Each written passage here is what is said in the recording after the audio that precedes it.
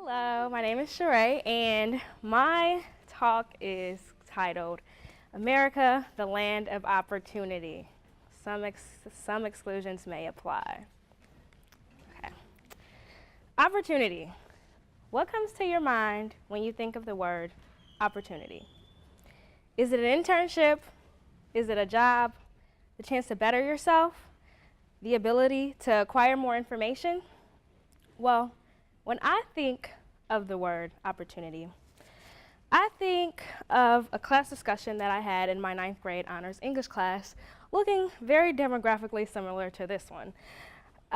We discussed whether or not everyone in America has the same opportunity to succeed. And everyone in my class unanimously agreed. I, however, was flabbergasted, to say the least. I could not believe that my classmates agreed everyone has the same chance to succeed, with the dismantled Chicago public school system only being 30 minutes away from our very own school. The Chicago public school system is an illustration of the thousands of public schools across the country located in low-income areas. These school systems are extremely underfunded and segregated, and essentially creating a separate but unequal setting.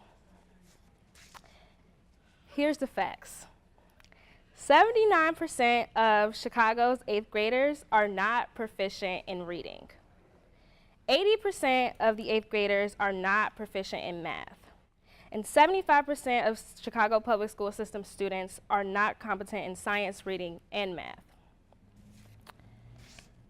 Public school districts are run by local cities and towns and are funded by the local population's property taxes. So areas with high poverty have lower home values and collect less taxes. So high poverty districts spend about 15.6% less per student than low poverty stricken areas. But the irony in all of this is that people in high poverty-stricken areas were forced into their subsequent neighborhoods by racist practices such as redlining, racial zoning, gentrification, and racial covenants. Redlining is refusing to give someone a loan because they live in an area deemed to be a poor financial risk. Racial covenants prohibited a buyer of a property from reselling, leasing, or transferring a property to members of a different racial, ethnic, or religious group. And racial zoning was a legal way for banks and real estate agents to keep whites and blacks in their respective neighborhoods. The term redlining comes from the fact that the green neighborhoods were the white, affluent, Anglo-Saxon Protestant neighborhoods, and the blue was the less desirable white, but stable and upwardly mobile neighborhoods. And the yellow was the undesirable working class whites, while the red was the predominantly black or Hispanic, regardless of wealth or class. Businessmen would lobby for racial zoning. This would limit what and how much land of people of color could obtain. This forced people of color into high crime and poorly managed neighborhoods because they had nowhere else to go.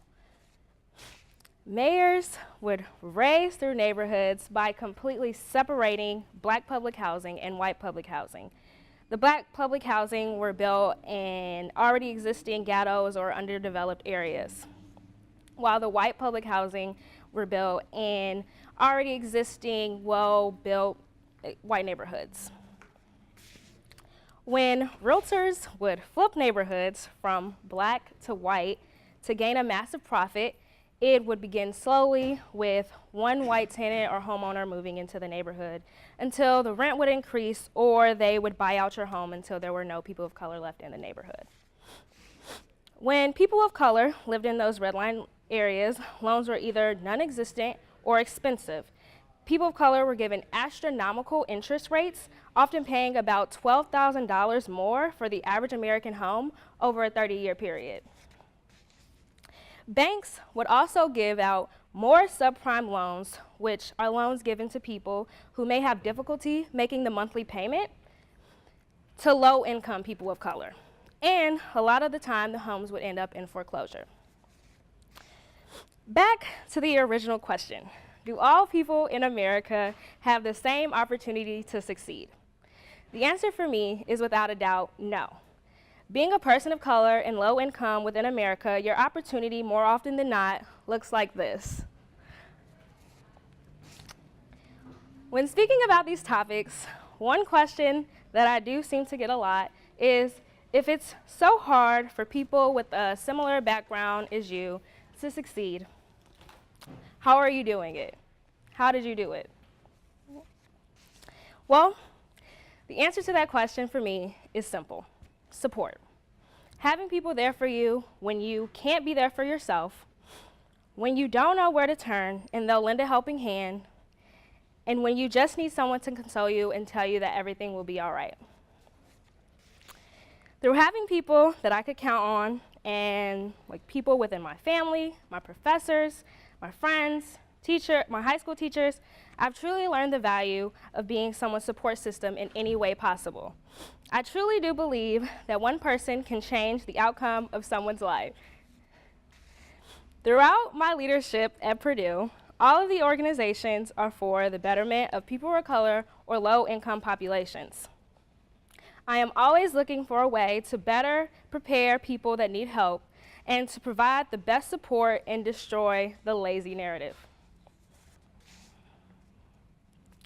I work hard, I work smart, and I work diligently to make sure that I can afford to give people from my same circumstances the same phenomenal mentorship that I have received, because in a country where I and people like me are seen as having little to no value, that one person makes all the difference.